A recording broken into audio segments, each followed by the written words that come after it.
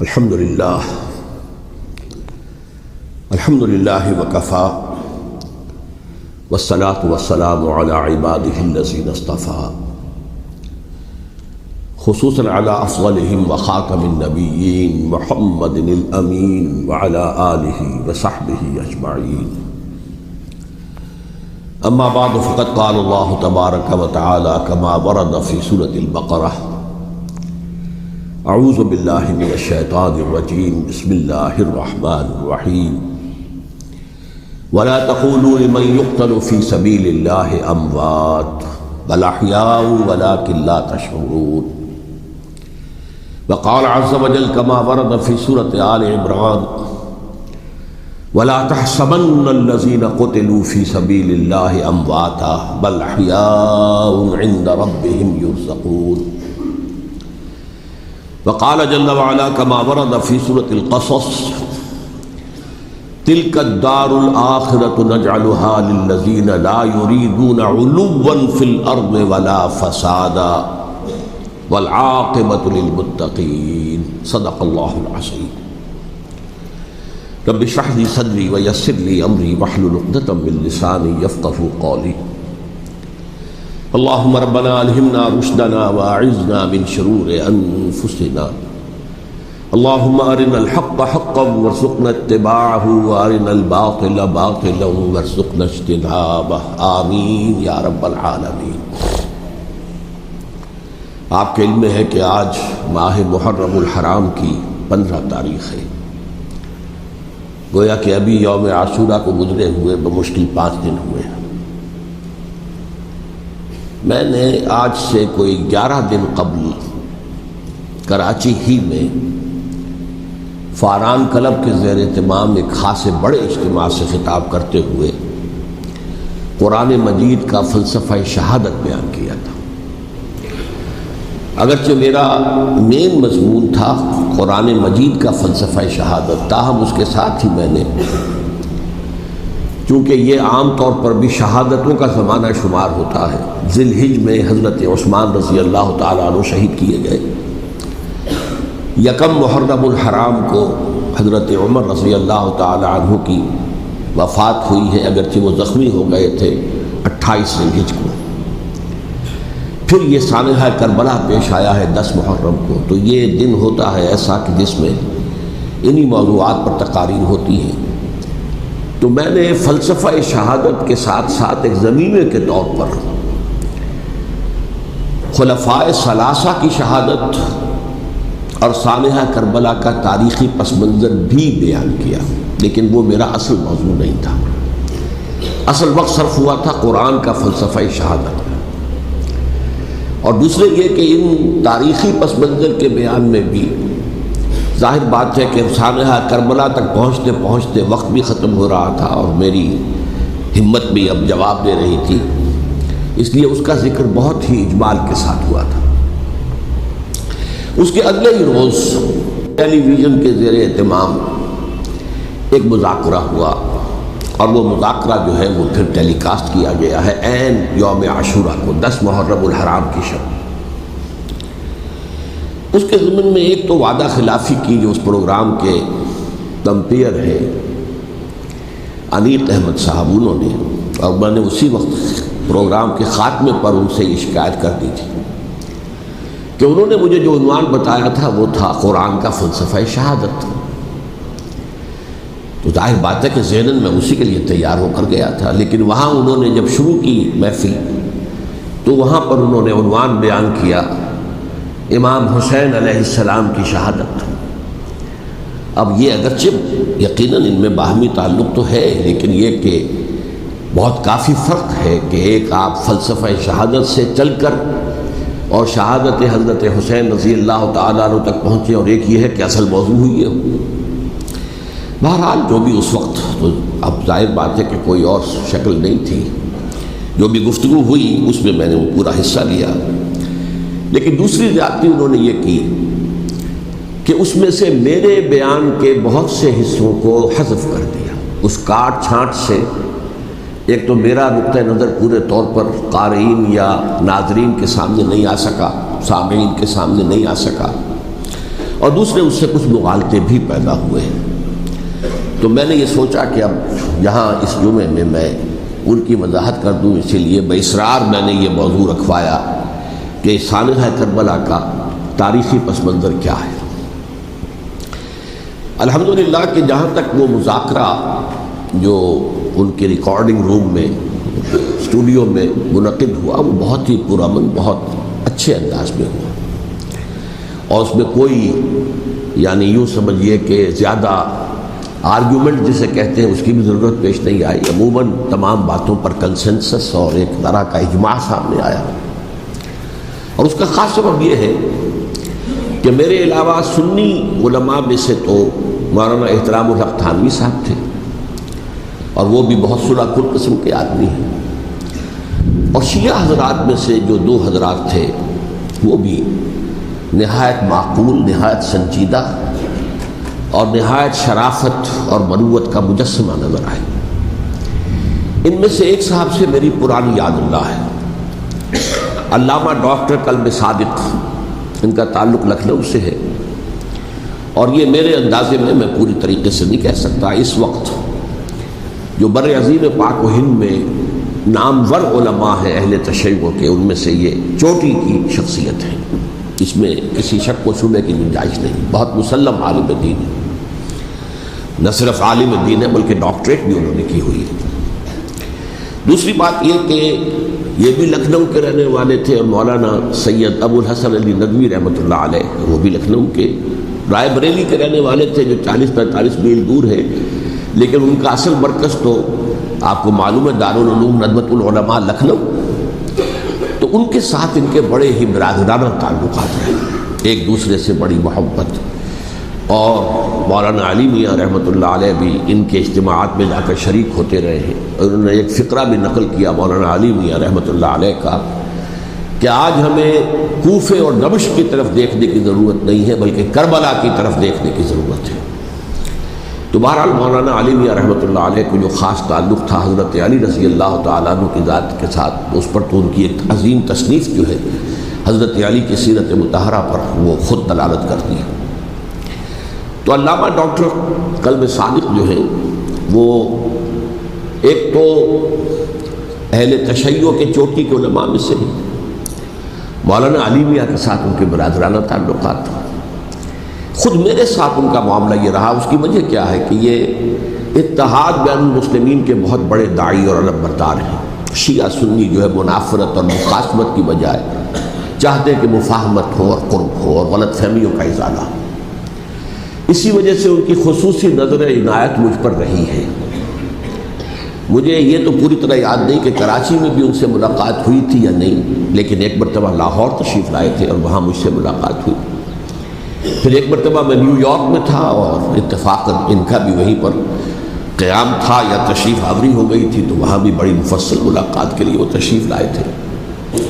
پھر میرا جو ایک کتاب کہہ لیں درمیانی شے ہے، شیعہ سنی مفاہمت کی ضرورت اور اہمیت، اس کے یہ باقاعدہ مبلغ رہے ہیں، اس کے بہت سے نسخے انہوں نے منگوا کر اپنے طور پر یہاں محرم الحرام کی جو ان کی مجالس ہوتی ہیں، اس مرتبہ بھی اسی کے لیے تشریف لائے ہوئے تھے، تو اس کے اندر انہوں نے اس کا تعارف کرایا، اس کی تعریف کی، اور اس کے بہت سے نسخے جو ہیں وہ فروخت کروائے۔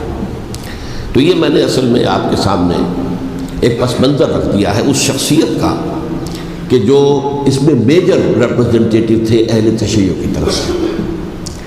انہوں نے ایک نقطہ جو بیان کیا، واقعہ یہ ہے کہ میرا ذہن بھی ادھر منتقل نہیں ہوا تھا اس سے پہلے، انہوں نے فرمایا کہ یہ اللہ کے راستے میں شہید ہو جانے والے کو جو اللہ کے راستے میں قتل ہو جائیں، سورہ بقرہ میں تو فرمایا انہیں مردہ مت کہو، وَلَا تَقُولُوا لِمَن يُقْتَلُ فِي سَبِيلِ اللَّهِ أَمْوَاتٌ بَلْ أَحْيَاءٌ وَلَٰكِن لَّا تَشْعُرُونَ، وہ تو زندہ ہے لیکن تمہیں ان کا شعور نہیں۔ لیکن سورہ آل عمران کے اندر جو آیت آئی ہے وَلَا تَحْسَبَنَّ الَّذِينَ قُتِلُوا فِي سَبِيلِ اللَّهِ أَمْوَاتًا بَلْ أَحْيَاءٌ عِندَ رَبِّهِمْ يُرْزَقُونَ، ہرگز مت سمجھنا ان کو جو اللہ کی راہ میں قتل ہو جائیں کہ وہ مردہ ہیں، وہ زندہ ہیں، اپنے رب کے پاس سے رزق پا رہے ہیں۔ تو انہوں نے کہا کہ اللہ تعالیٰ کی راہ میں قتل ہو جانے والوں کو مقتول کہنا ہی نہیں، سمجھنا بھی غلط ہے۔ دل سے بھی بات جو ہے وہ یہ نہیں ہونی چاہیے کہ وہ مردہ ہے، بلکہ وہ زندہ ہے، اس شد و مد کے ساتھ وَلَا تَحْسَبَنَّ، ہرگز نہ سمجھنا ان کو جو اللہ کی راہ میں قتل ہو جائیں کہ وہ مردہ ہے، وہ تو زندہ ہے، اپنے رب کے پاس سے رزق پا رہے ہیں۔ اس طرح میرا ذہن نہیں گیا تھا، میں اس کو تسلیم کر رہا ہوں۔ دوسرے جو شیعہ عالم دین تھے، مجھے ان کا پورا نام مستحضر نہیں ہے، نقوی صاحب، وہ بھی ڈاکٹر بھی ہیں اور عالم دین ہیں، وہ بھی تھے، اور وہ بھی بہت ہی یوں سمجھیے کہ یعنی دلیل کو تسلیم کرنے والے اور بہت ہی معقول انداز میں گفتگو کرنے والے تھے۔ بہرحال جب وہ مذاکرہ شروع ہوا تو سب سے پہلے ڈاکٹر کلب صادق صاحب کو دعوت دی گئی کہ وہ اظہار خیال کریں۔ انہوں نے انہی 2 آیتوں کے حوالے سے جو ابھی میں نے بیان کی ہے، ایک نقطہ بھی بیان کیا، کچھ اور باتیں بھی بیان کی۔ اس کے بعد جب میری باری آئی تو میں نے کہا کہ مجھ سے کچھ اور سوال کیا گیا تھا، لیکن میں نے کہا کہ میں پہلے بات وہیں سے شروع کرنا چاہتا ہوں۔ سوال یہ کیا گیا تھا ڈاکٹر کلب صادق سے کہ قرآن کا فلسفہ شہادت کیا ہے۔ تو میں نے کہا جو سوال آپ نے ان سے کیا تھا، میں اس کے جواب سے اپنی بات شروع کرنا چاہتا ہوں کہ میرے نزدیک قرآن مجید میں اللہ کی راہ میں قتل ہونے کے لیے لفظ شہادت آیا ہی نہیں۔ حدیث میں ضرور آیا ہے بصیغہ مجہول فقط استشہدہ، اس کی شہادت قبول کر لی گئی یا اس کو شہید بنا لیا گیا، اور اس معنی میں صرف ایک جگہ پر امکان ہے پورے قرآن میں، سورہ آل عمران کی ایک آیت میں، وَيَتَّخِذَ مِنْكُمْ شُهَدَاءَ، کہ وہاں اس کے معنی لیے جا سکے مقتول فی سبیل اللہ کے، باقی کہیں بھی نہیں۔ یہ تو اصل میں کار رسالت کے لیے ایک اصطلاح ہے۔ ہر رسول شاہد بن کر آیا، شہید بن کر آیا، یہاں دنیا میں وہ اپنے عمل سے، اپنے قول سے انفرادی اجتماعی سطح پر حق کی گواہی دیتا رہا، اور قیامت کے دن کھڑے ہو کر پروزیکیوشن وٹنس کی حیثیت سے اپنی قوم کے خلاف گواہی دے گا کہ اللہ میں نے ان کے سامنے تیرا پیغام پہنچا دیا تھا، اب جو کچھ انہوں نے کیا اس کے ذمہ دار یہ ہے۔ دے کانٹ پلیڈ اگنورنس، وہ یہ نہیں کہہ سکتے کہ ہمیں معلوم نہیں تھا، ہمیں بتایا نہیں گیا تھا۔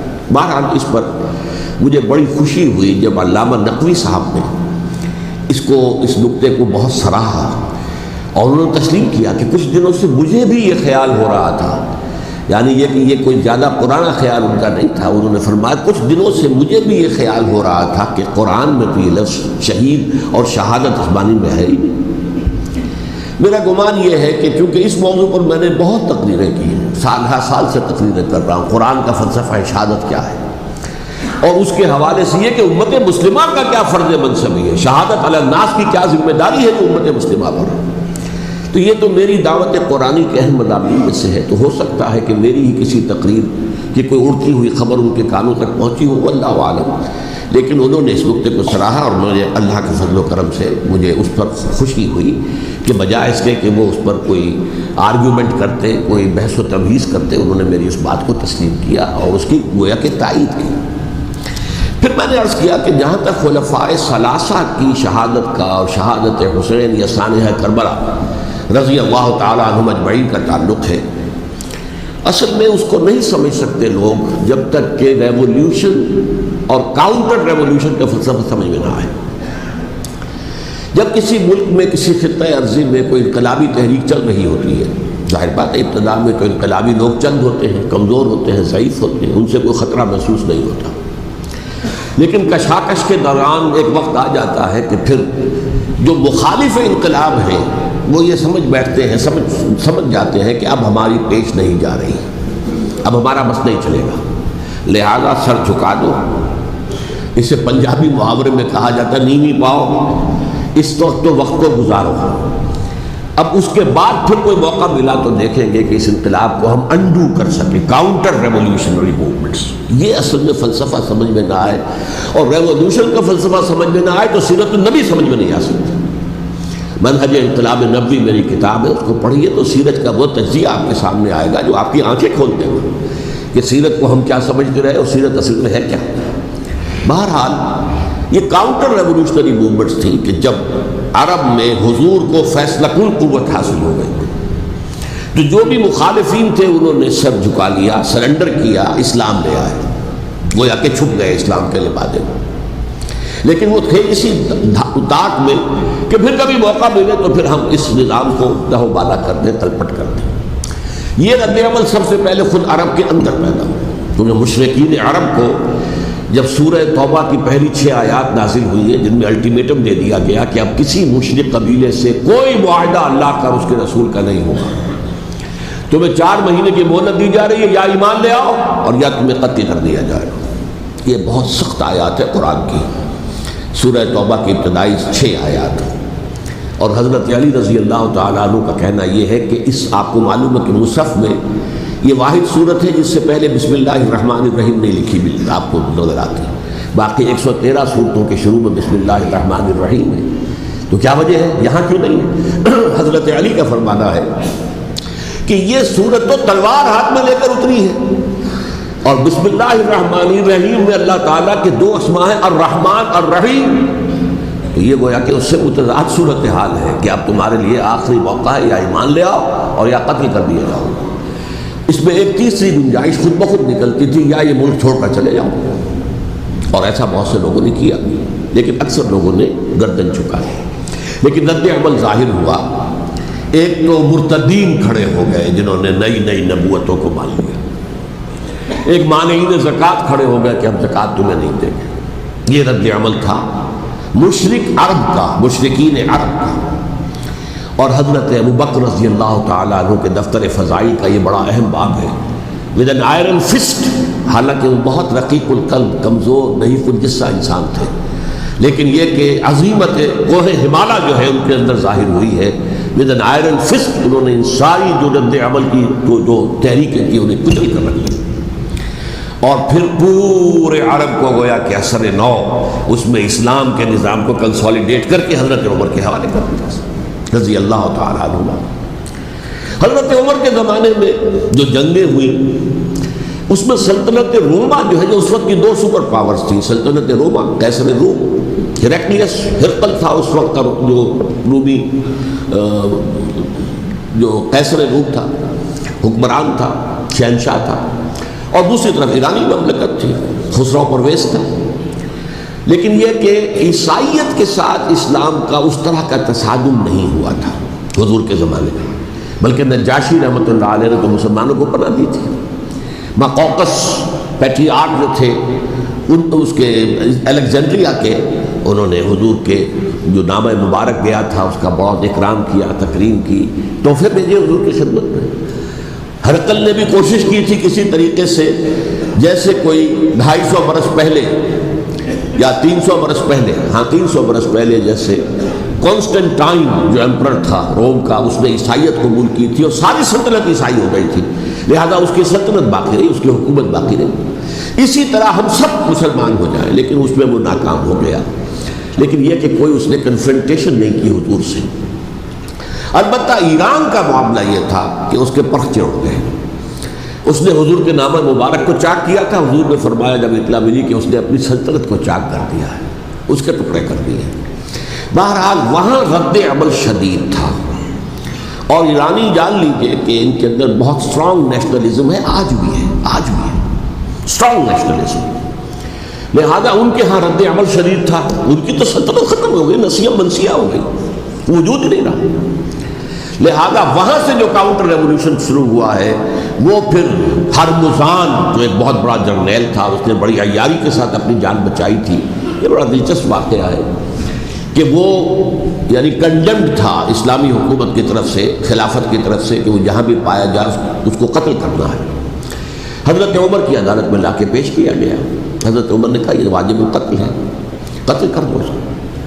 اس نے کہا اچھا مجھے ذرا پانی پلا دیجیے۔ حضرت عمر نے فرمایا ٹھیک ہے بھائی پانی لاؤ، پانی دے دو۔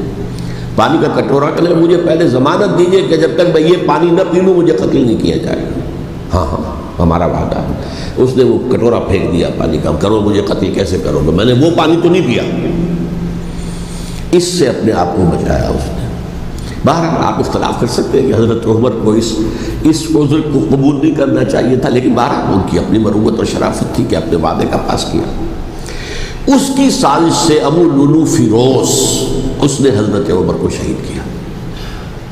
یہ گویا کہ دوسری کاؤنٹر ریولوشنری موومنٹ تھی۔ انہوں نے یہ سمجھا تھا کہ یہ ساری چکی جو چل رہی ہے، جیسے چکی کی ایک کلی ہوتی ہے، وہ کلی جگہ سے ہٹ جائے تو چکی کیسے چلے گی؟ یہی بات حضرت علی نے فرمائی تھی حضرت عمر سے رضی اللہ تعالی عنہما جب شام کے محاذ پر کچھ پسپائی سی ہو رہی تھی تو حضرت عمر نے ارادہ کیا میں خود جاؤں گا محاذ پر اور کمانڈ کروں گا۔ حضرت علی رضی اللہ تعالیٰ عنہ نے فرمایا کہ نہیں امیر المومنین آپ مت جائیں، چکی اسی وقت تک چلتی ہے جب تک کہ کلی گڑی ہوئی، آپ کلی ہیں اس وقت اس نظام کی جس کے گرد یہ اسلام کی چکی گھوم رہی، آپ مت جائیں۔ لہذا حضرت عمر نے ان کی بات مانی، اس قدر صائب مشورہ تھا جو کیا تھا۔ بہرحال انہوں نے یہ سمجھا تھا کہ عمر ہی کے بل پر چل رہا ہے یہ سب کچھ، لہذا عمر کو بیچ سے ہٹا دینے سب بیٹھ جائے گا۔ لیکن ظاہر بات ہے کہ محمد رسول اللہ کی بنائی ہوئی عمارت صلی اللہ علیہ وسلم اتنی کمزور نہیں تھی۔ اس کے بعد حضرت عمر کے انتقال کے بعد حضرت عثمان کا انتخاب ہوا، اور حضرت عثمان کے بھی 10 سال پہلے جو ہے وہ بالکل حضرت عمر کی جو دور خلافت ہے اس کے بالکل مشابہ ہے، مماثل۔ ہمارے ذہنوں میں یہ تصور بٹھا دیا گیا کہ سارے 12 سال شاید فتنہ ہی فتنہ رہا، فساد ہی فساد رہا، دنگا رہا، لڑائی رہی۔ نہیں، 10 سال پورا امن، اور جس طریقے سے فتوحات کا سیلاب حضرت عمر کے زمانے میں جا رہا تھا اسی طریقے سے حضرت عثمان کے 10 سالوں کے دوران گیا۔ آخری 2 سالوں میں ایک فتنہ اٹھا ہے، یہ فتنہ کیا ہے اس کو سمجھ لیجیے۔ مذاہب کی جو 3 سے کنفرنٹیشن ہوئی تھی، ایک تو یہ کہ مملکتوں میں سے مملکت ہرقل، مملکت روم، مملکت ایران، رومی سلطنت کی 2 ٹانگیں مسلمانوں نے توڑ دی، شمالی افریقہ سے نکال دیا، مغربی ایشیا سے نکال دیا، لیکن یورپ میں وہ قائم تھا، اس کی سلطنت تھی، لیکن ایرانی سلطنت کا بالکل تیا پاچا ہو گیا، ختم ہو گیا۔ اسی طریقے سے 3 مذاہب سے کنفرنٹیشن ہوئی، مشرکین عرب سے، اس کا میں بیان کر چکا ہوں، ان کا پہلا وار حضرت ابوبکر کے عہد خلافت میں ہو گیا۔ دوسرے جو عیسائیوں کا معاملہ تھا ان سے بھی کوئی تصادم نہیں ہوا حضور کے حیات طیبہ کے دوران، لیکن جو یہودیت بطور مذہب، اس کو ظاہر بات ہے کہ اسلام نے اس کو ختم کیا تھا کم سے کم جزیرہ نما عرب سے۔ مدینے میں 3 قبیلے تھے جو اپنی غداری کی وجہ سے اور اپنی صلح کو توڑنے کے جرم کی پاداش میں 2 نکالے گئے، اور تیسرا جو ہے اس کے تمام جو بھی جوان افراد تھے انہیں قتل کیا گیا۔ پھر خیبر پر حملہ کیا گیا اور خیبر کو جو ہے فتح کیا گیا، وہ یہودیوں کا بہت بڑا گڑھ تھا، اور جو مدینے سے نکالے گئے تھے وہ بھی وہیں جا کر مقیم ہو گئے تھے۔ تو اس اعتبار سے، اور پھر یہودی اپنے آپ کو سمجھتے تھے اللہ کی طرف سے دنیا میں جو نمائندہ جو ہے امت وہ ہم ہیں، اب انہیں معزول کر کے امت محمد کو وہاں پر کھڑا کر دیا گیا صلی اللہ علیہ وسلم۔ لہذا وہ بہت زیادہ جو سمجھیے ایگریوڈ، سب سے زیادہ جن کو غضب پہنچا ہے حضور کے دست مبارک سے، وہ یہودی تھے۔ لہذا ان کا جو رد عمل آیا ہے وہ ہے جس کے نتیجے میں حضرت عثمان شہید ہوئے، حضرت علی شہید ہوئے، حضرت حسین شہید ہوئے۔ اب اس چیز کو اچھی طرح سمجھیے، یہ جو رد عمل ہے یہ ایک شخص کے ذریعے سے آیا، اور اسی لیے بعض لوگ یہ سمجھتے ہیں کہ یہ خامخواہ کی کہانی ہے، کیا ایک آدمی اتنا بڑا کام کر سکتا؟ عبداللہ ابن سبا ایک یہودی جو اسلام کا لبادہ اوڑھ کر حضرت عثمان کے عہد خلافت میں مدینے میں آ گیا، ٹھیک، اس کے بارے میں تو میں بعد میں عرض کروں گا، لیکن ایک شخص کیا کچھ کر سکتا ہے اس کی مثال بس آپ دے دوں آپ کو۔ پہلے حضرت مسیح علیہ السلام کے پورے دین کو ایک شخص نے ختم کر دیا، سینٹ پال جسے دنیا جانتی ہے جس کے نام سے، توحید کو تثلیث میں بدل دیا۔ حضرت عیسیٰ علیہ السلام تو توحید کی تلقین کر کے گئے تھے، توحید ختم، تثلیث آ گئی، جس میں پہلے باپ ماں اور بیٹا تھے، اس کے بعد باپ بیٹا اور روح القدس ہو گئے، تثلیث۔ نمبر 2، شریعت موسوی کو ساقط کر دیا، لہذا اب پالزم جو ہے کرسچینٹی نہیں رہی، وہ حضرت عیسیٰ کو کہہ کر گئے تھے کہ شریعت موسوی تم پر لاگو رہے گی، نافذ رہے گی، ساقط کر دیا۔ نمبر 3، اس نے عیسائیت کے دائرہ تبلیغ کو وسیع کر دیا، جنٹائلز یا گوئمز کے اندر بھی، غیر یہودیوں، حالانکہ حضرت مسیح کہہ کر گئے تھے کہ تمہیں صرف یہودیوں سے خطاب کرنا ہے، اور میں صرف اسرائیل کے گھرانے کی کھوئی ہوئی بھیڑوں کی تلاش میں آیا۔ اب آپ دیکھیے حضرت مسیح کے فوراً بعد اور حضرت مسیح کی زندگی کے دوران جب تک کہ وہ موجود تھے، وہ بدترین دشمن تھا حضرت مسیح علیہ السلام کا۔ بعد میں لبادہ اوڑھا، اور یہ کہ مجھے مکاشفہ ہوا ہے، مکاشفے میں مسیح سے میری ملاقات ہوئی ہے، میں ان پر ایمان لے آیا ہوں، اور پھر اس نے اپنے زہد اور دینداری کا جو بھی فراڈ تھا اس کے نتیجے میں اپنی حیثیت بنا لی، دین مسیحی کو بالکل ختم کر دیا۔ آج کہاں ہے وہ دین مسیح؟ دی 100 کے مصنف نے بھی صاف لکھا ہے کہ جب تک حضرت مسیح دنیا کے اندر موجود تھے، عیسائیت کی حیثیت یہودیت نے ایک فرقے سے زیادہ نہیں تھی، یہودیوں کا ایک فرقہ، ایک جماعت، بس۔ یہ سینٹ پال ہے جس نے اسے ایک مستقل مذہب کی حیثیت اختیار کی ہے، تو اٹ شوڈ بی کالڈ پالزم، اور یہ ایک آدمی کا کارنامہ۔ اسی طریقے سے یہ تو ہو گیا حضرت مسیح کے فوراً بعد، رفع سماوی کے فوراً بعد۔ 1500 برس کے بعد ایک تحریک چلی ہے یورپ کے اندر، اصلاح مذہب، اور اس کی پشت پر بھی یہودی ذہن تھا۔ یہودی ذہن نے عیسائیت کو 2 حصوں میں تقسیم کر دیا، کیتھولک اینڈ پروٹیسٹنٹس، اور پروٹیسٹنٹس کو اپنا اعلی کار بنایا۔ یہ ایک علیحدہ مضمون ہے جس پر میں تفصیل میں نہیں جانا چاہتا، میری کتاب بھی موجود ہے اس موضوع پر، سابقہ اور موجودہ مسلمان امتوں کا ماضی، حال اور مستقبل، اس میں میں نے تفصیل بیان کی۔ یہ جو تقسیم ہوا ہے تو وہ پہلی بات ایک یہودی، جیسے کہ علامہ اقبال نے، مارکس بھی تو ایک یہودی تھا نا، تو ابلیس کی مجلس شورا میں بڑا پیارا شعر ہے، وہ یہودی فتنہ گر، وہ روح مصدق کا بروز، ہر قبا ہونے کو ہے اس کے جنون سے چاک چاک۔ یہ ایک یہودی فتنہ گر مارکس نے وہ تصور دنیا کو دیا جس نے عظیم انقلاب برپا کیا روس کے اندر، بولشوک ریولوشن، اور جو پھر آدھی دنیا تک پھیل گیا۔ آج سے 50 سال پہلے امریکہ کانپتا تھا، روس کے سامنے کھڑا ہوا کانپ رہا تھا، اس لیے کہ روس سائنٹیفک ترقی میں امریکہ سے بہت آگے تھا، اس کے ایسٹروناٹس پہلے گئے ہیں خلا کے اندر، امریکہ تو بہت پیچھے تھا۔ بہرحال اس نے جس طریقے سے USSR کا خاتمہ کرایا ہے وہ ایک علیحدہ بات ہے، میں اس وقت اس طرف نہیں جانا چاہتا، لیکن جان لیجئے کہ وہ ایک شخص کا کارنامہ، وہ یہودی فتنہ گر، وہ روح مصدق کا بروز، ہر تباہ ہونے کو ہے اس کے جنون سے تار تار۔ اسی طرح وہ عبداللہ ابن سبا، یہودی فتنہ گر۔ آج اہل تشیع میں سے بعض حضرات کہتے ہیں کہ یہ عبداللہ ابن سبا یہ تو افسانوی شخصیت، اس کی حقیقت کوئی تھی ہی نہیں، حالانکہ ان کی اپنی کتاب میں رجال کشی کے اندر اس کا ذکر موجود ہے، اور یہ بھی موجود ہے کہ حضرت علی رضی اللہ تعالیٰ عنہ نے اپنے عہد خلافت میں اسے زندہ جلوایا ہے۔ اس کی وجہ کیا تھی؟ یہ آیا مدینے کے اندر اسلام کا لبادہ اوڑھ کر، اس نے چند عقیدوں کی اشاعت شروع کی۔ سب سے پہلے حضرت علی تو خدا ہے، گاڈ انکارنیٹ، اوتار کا تصور، جیسے ہندوؤں میں ہے رام چندر جی خدا کا اوتار، اور عیسائیت میں بھی پہلے گاڈ انکارنیٹ کا تصور تھا کہ حضرت مسیح خدا کا اوتار ہے، انکارنیشن آف گاڈ۔ تو اس نے کہا کہ حضرت علی تو خدا کا اوتار ہے، خدا ہے۔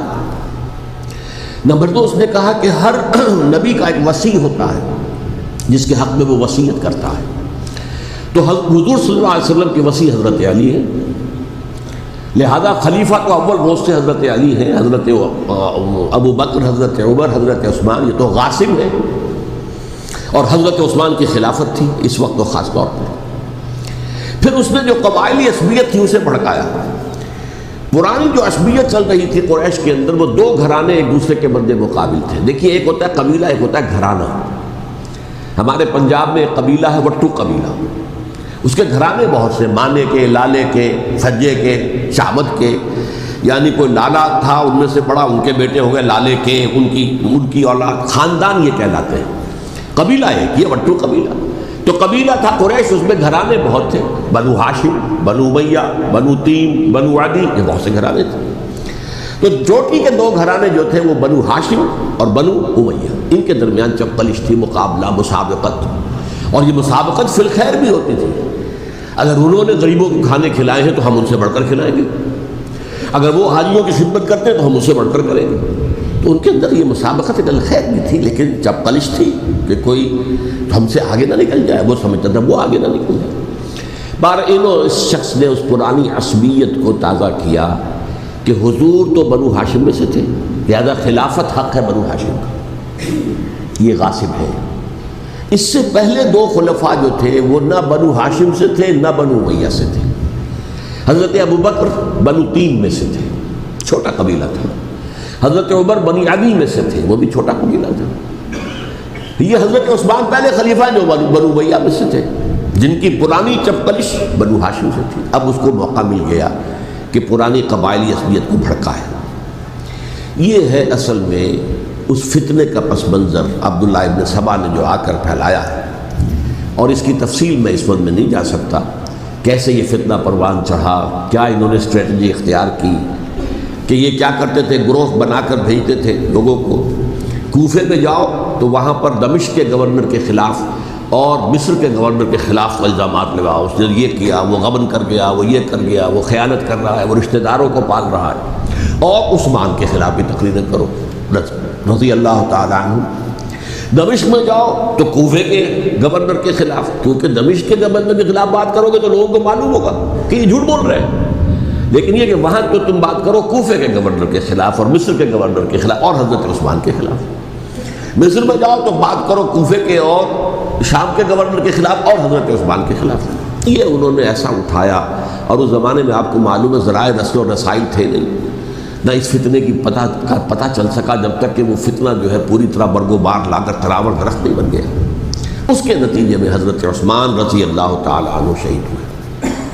اور خلیفہ پھر حضرت علی رضی اللہ تعالیٰ عنہ کو انہی سوائیوں نے، جنہوں نے گھیراؤ کیا تھا، جنہوں نے حضرت عثمان کو شہید کیا ہے، یہی حضرت علی رضی اللہ تعالیٰ عنہ کے ارد گرد ہوئے۔ اور حضرت علی رضی اللہ تعالیٰ عنہ بھی نہیں چاہتے تھے خلافت کی بیعت لینا، لیکن آخر کیا کرتے ہیں؟ کیا وہ امت کو بغیر خلیفہ کی چھوڑ دیتے؟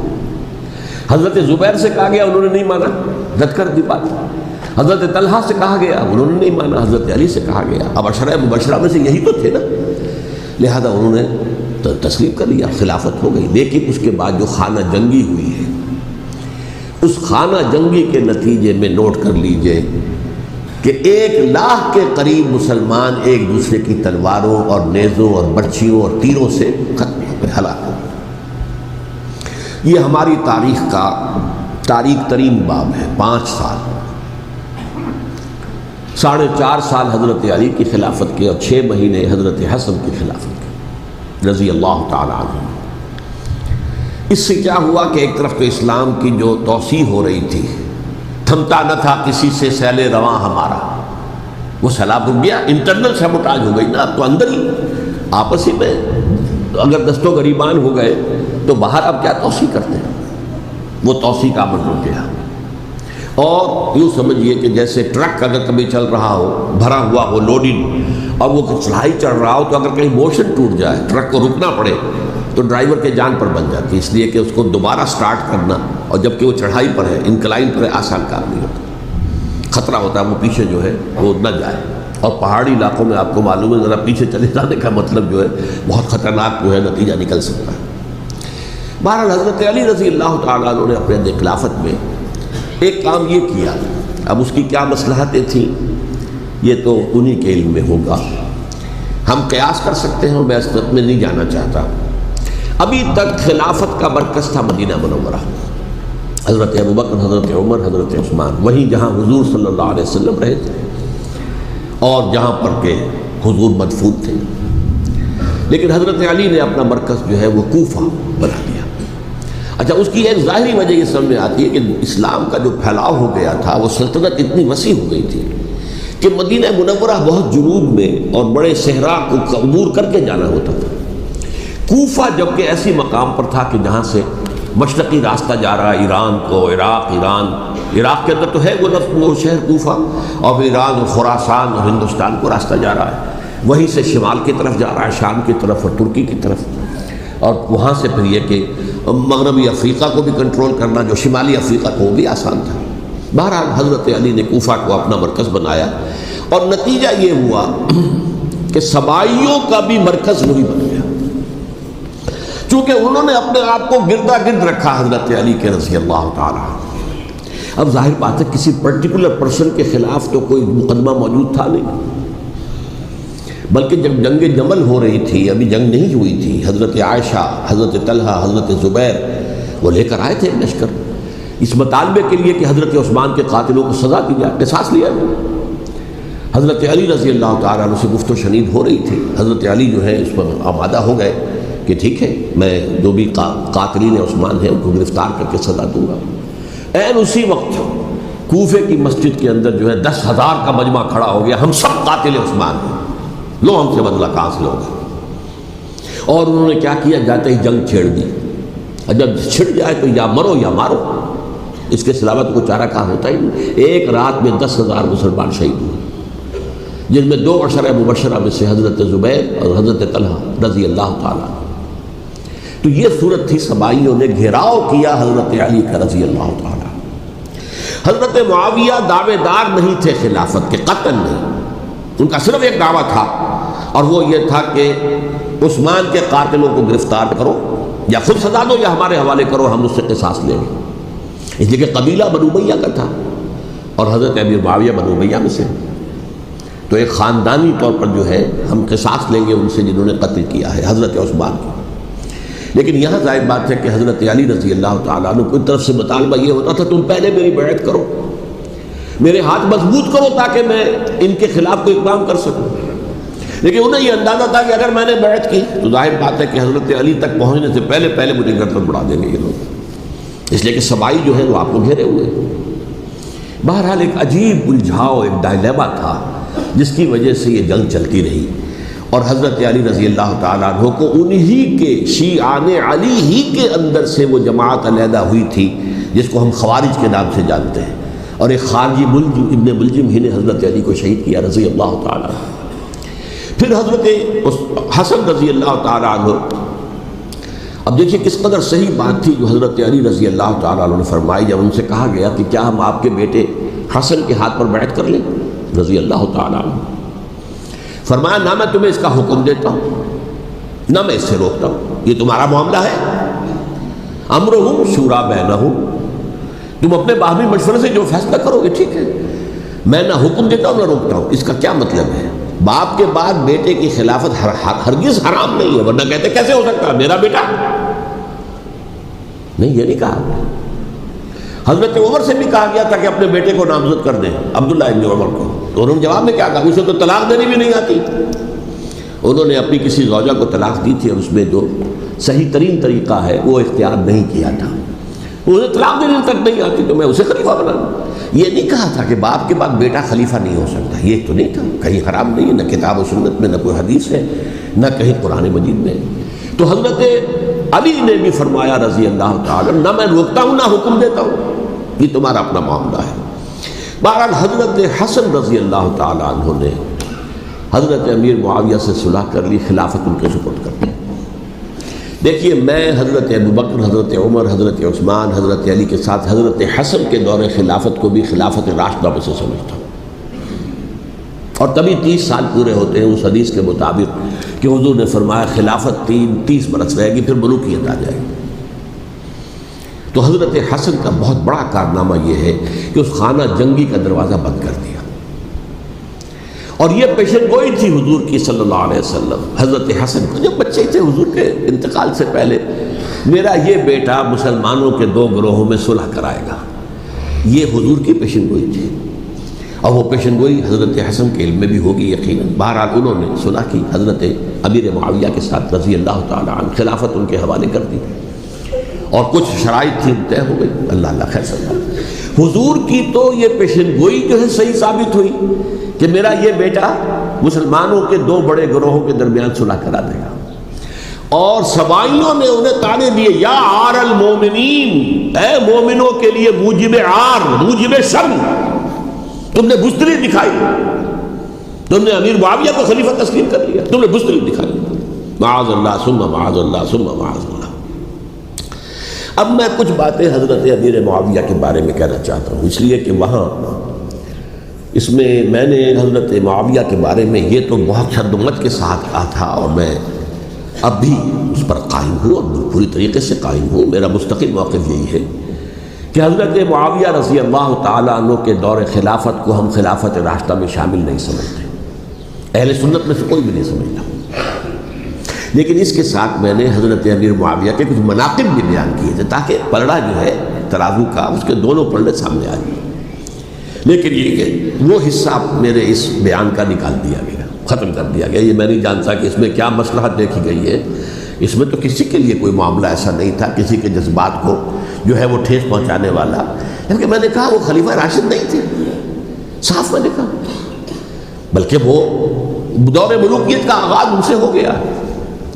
بلکہ جب ایک صاحب نے یہ کہا کہ کربلا کے بعد سے دور ملوکیت آ رہی تھی، تو میں نے کہا نہیں جناب، دور ملوکیت تو 20 سال پہلے پوری ہو چکی تھی، شروع ہو چکی تھی۔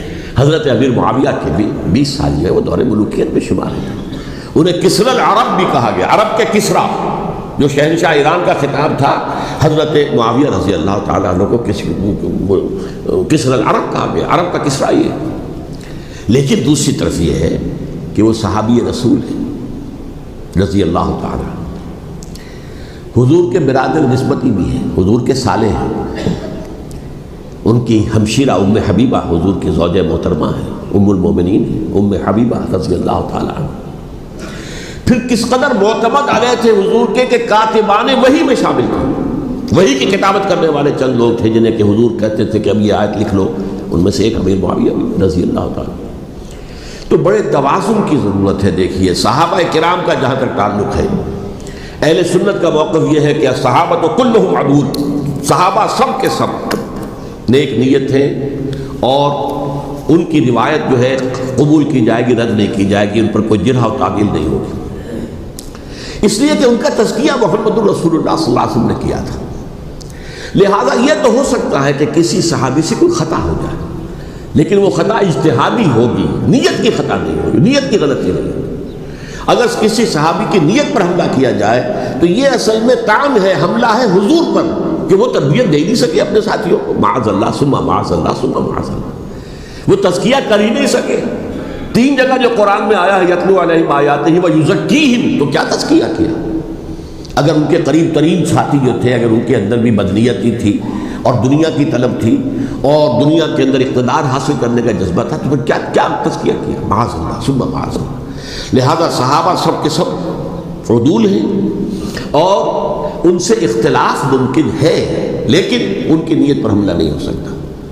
تو حضرت امیر معاویہ کی شخصیت ایک چیز ہے، آپ کا دور خلافت دوسری چیز ہے۔ شخصیت کے اعتبار سے صحابی رسول ہیں، برادر نسبتی ہیں حضور کے صلی اللہ علیہ وسلم، اور پھر یہ کہ اس قدر معتمد علیہ ہے صحابہ میں سے کہ وہ کاتبان وحی، یہ عام آدمی کے کرنے کا کام نہیں تھا جو وحی کی کتابت کرے، اللہ کے کلام کی۔ البتہ یہ ہے کہ جیسا کہ میں نے عرض کیا، ان کا دور خلافت راشدہ نہیں ہے، وہ ملوکیت کا دور ہے۔ یہ میں نے جیسا کہ عرض کیا، میں نے ایک صاحب نے جب یہ کہا کہ ملوکیت شروع ہو رہی تھی، میں نے کہا شروع نہیں ہو رہی تھی، ملوکیت تو 20 سال پہلے شروع ہو چکی تھی۔ اسی طریقے سے ایک صاحب نے کہا تھا کہ اسلام کو قائم کرنے کے لیے حضرت حسین میدان میں آئے، میں نے کہا یہ بھی غلط ہے، اسلام تو 60 سال پہلے قائم ہو چکا تھا، نبی اکرم صلی اللہ علیہ وسلم کے دستے مبارک سے اسلام قائم ہو گیا، جعل حق و زحق الباطل ان الباطل کان زہوقا، پھر 30 برس تک وہ کامل شکل کے اندر قائم رہا۔ تو اسلام جو ہے وہ جو ہے در حقیقت اب قائم کرنے والی بات نہیں تھی، البتہ اس کے اندر زوال شروع ہو گیا تھا، اس زوال کے عمل کو روکنے کے لیے حضرت حسین میدان میں آئے۔ تو یہ ایک چیز کو صحیح تاریخی پرسپیکٹو میں رکھنا، تو جس طرح سے دین کو قائم کرنے کے لیے دین قائم تو کیا محمد رسول اللہ صلی اللہ علیہ وسلم والذین معہ رضی اللہ تعالیٰ عنہ، انہوں نے کیا تھا۔ ہاں اب جو ہے وہ اپنی اس شاندار حیثیت سے نیچے گرنے لگا تھا، وہ میں بعد میں عرض کروں گا کہ میں نے اسے کیا عرض کیا تھا کہ یہ اس زوال کو روکنے کے لیے کسی طریقے سے یہ اپنی اصل حقیقت میں قائم رہے، یہ حضرت حسین رضی اللہ تعالیٰ عنہ کی سعی تھی۔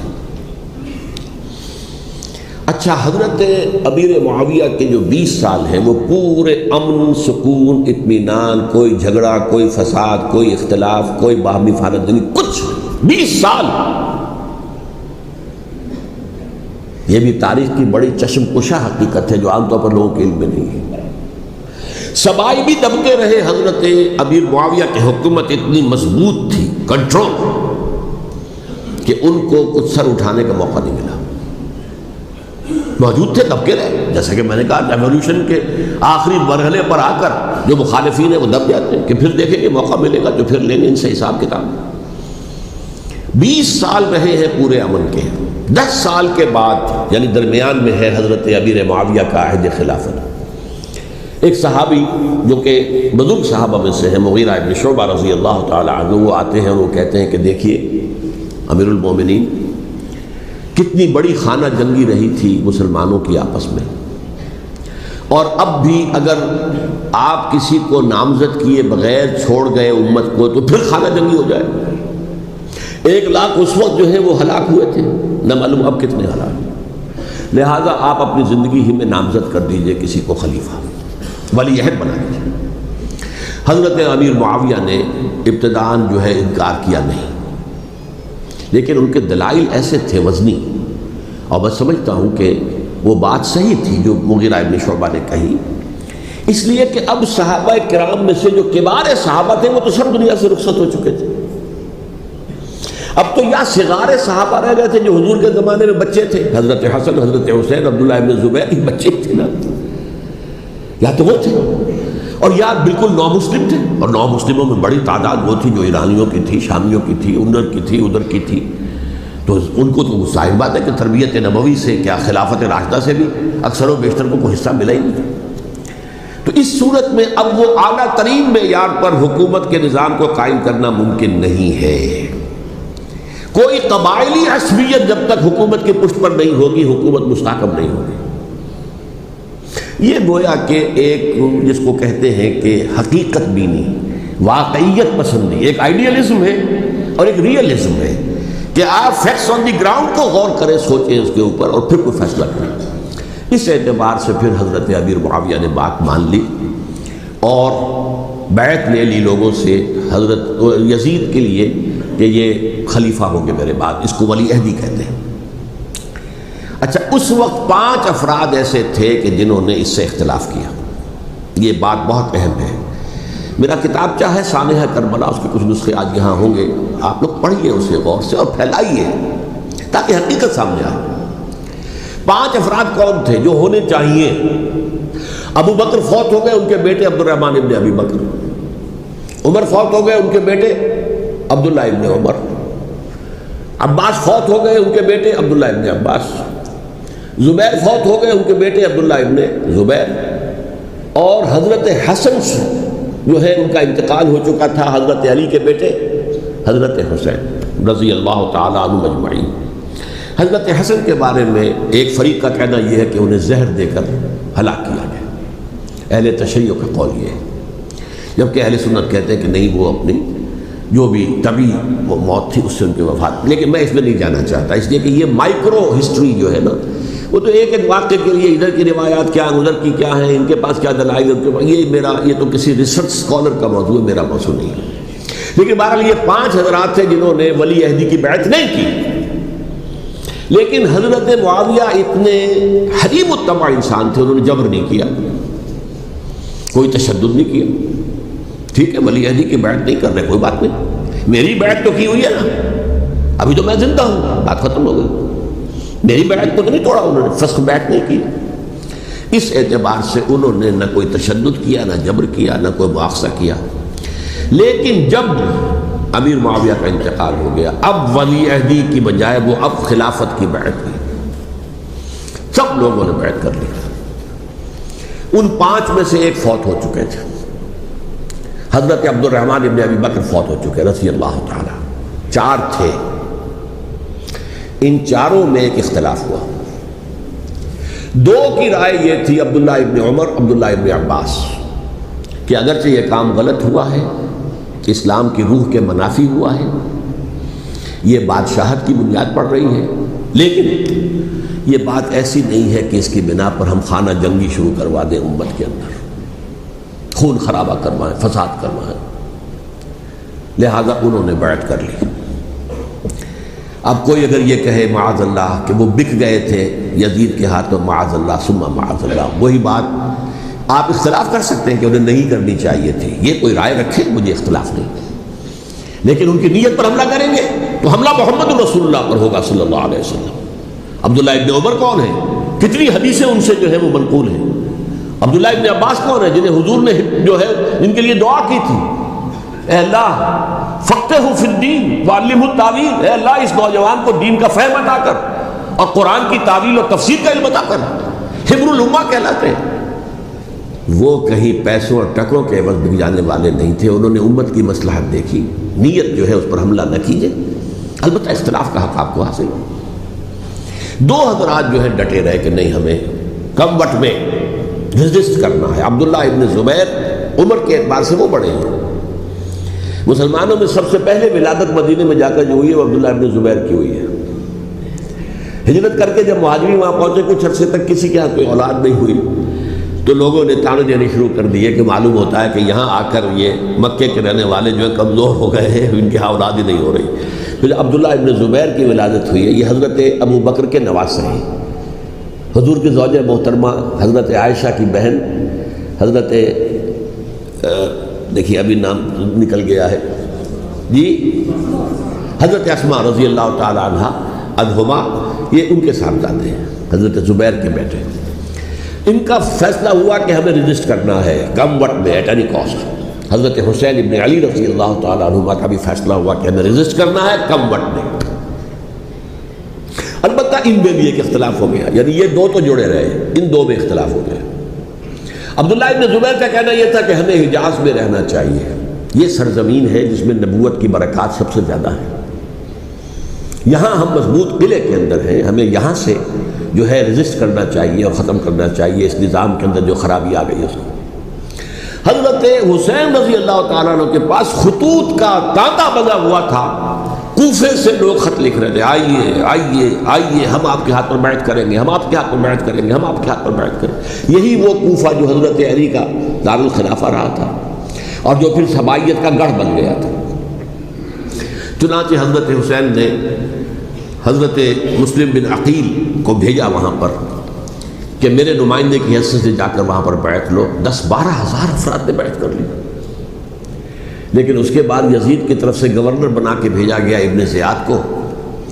ابن زیاد نے آ کر جو تشدد کیا اور سختی کی تو سب کے سب بیعت توڑ کر اور سب منحرف ہو گئے. مخلصین تو وہ تھے نہیں, الکوفی لایوفی, کوفی جو ہے وہ تو کوئی وعدہ وفا کرنے والا ہوتا ہی نہیں, بیعت توڑ دی. فمن نقص فانما ينقص على نفسه, بیعت کے بعد بیعت توڑ دینا بہت بڑا گناہ ہے, توڑ دیا. ادھر اطلاع مل گئی حضرت حسین کو, چل چکے تھے وہ راستے میں تھے کہ وہاں تو مسلم بن عقیل شہید ہو گئے اور سب لوگوں نے بیعت توڑ دی. اب واپس جانا چاہتے تھے لیکن مسلم بن عقیل کے بیٹے جو ہے اڑ گئے.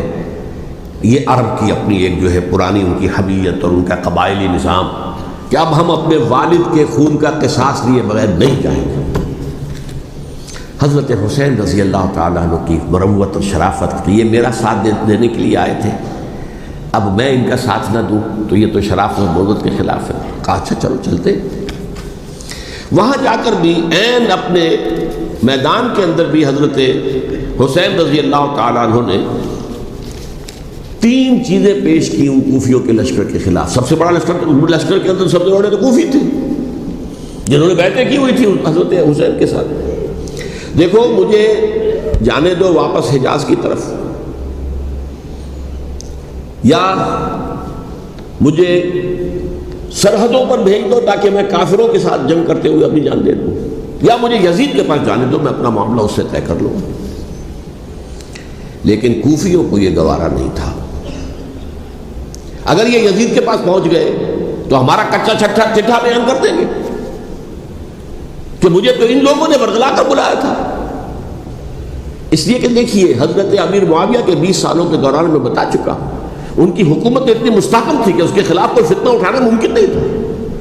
اب چونکہ چینج اوور ہوا تھا, اور چینج اوور میں آپ کو معلوم ہوتا ہے کہ ایک جس کو کہتے ہیں every thing is in the melting پاٹ, ابھی تو یہ درمیان کے اندر معاملہ ہے, تو انہیں موقع ملا سر اٹھایا. حضرت حسین رضی اللہ تعالیٰ عنہ کو جو خطوط لکھے جس کے کہ تھیلے کے تھیلے اور بوریوں کی بوریاں بھری ہوئی حضرت حسین کے ساتھ تھی, وہ کہا کہ آئیے ہم آپ سے بیعت کریں گے. انہوں نے نہیں مانا.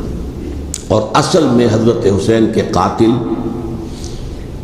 وہ کوفی ہیں, وہ بزدل, وہ منافق, جنہوں نے بیعت کر کے بیعت توڑی. اور اب وہ آ گئے کہ اگر یہ حسین رضی اللہ تعالیٰ عنہ بچ کر کہیں یزید کے پاس پہنچ گئے تو پھر ہمارا کچا چٹھا جو ہے وہ سامنے آ جائے گا اور ہماری پھر شامت آ جائے گی. لہذا انہوں نے قتل کیا حضرت حسین کو رضی اللہ تعالیٰ. ایک بات جو علامہ ڈاکٹر قلب صادق نے فرمائی, اور مجھے میرے علم میں یہ بات پہلے نہیں تھی, وہ یہ کہ حضرت حسین کے قتل کا فتویٰ ایک بہت بڑے مفتی نے دیا تھا. یہ بات بھی ذرا سمجھ لیجیے. حضرت حسین رضی اللہ تعالیٰ عنہ کے قتل کا فتویٰ ایک بہت بڑے مفتی نے دیا تھا. کیوں دیا تھا؟ اس لیے کہ حضور کی احادیث موجود ہیں کہ جب ایک شخص کی ایک خلیفہ کی بیعت ہو جائے تو دوسرا اگر کھڑا ہو تو اسے قتل کر دو. کھلی حدیث. اسی لیے ایک بہت بڑے مفسر بھی ہیں، فقیہ بھی ہیں، قاضی ابن العربی رحمۃ اللہ علیہ. ایک ابن عربی ہیں الف لام کے بغیر، ابن عربی، وہ بہت بڑے صوفی ہیں، فلسفی ہیں، اندلس کے ہیں. یہ قاضی ابن العربی ہیں جنہوں نے قرآن کی ایک تفسیر لکھی ہے اس اعتبار سے کہ صرف ان آیات کی تفسیر جن سے کہ فقہی احکام جو ہیں ان کا استنباط ہوتا ہے. یہ دو تفسیریں اس طور سے لکھی گئی ہیں قرآن مجید کی. احکام القرآن ان کا نام ہے دونوں کا، جن میں سے ایک جو ہے قاضی ابن العربی کی ہے. ان کا ایک جملہ نقل ہوتا ہے، قتل الحسین بسیف جدہ، حسین قتل ہو گئے اپنے ہی نانا کی تلوار سے.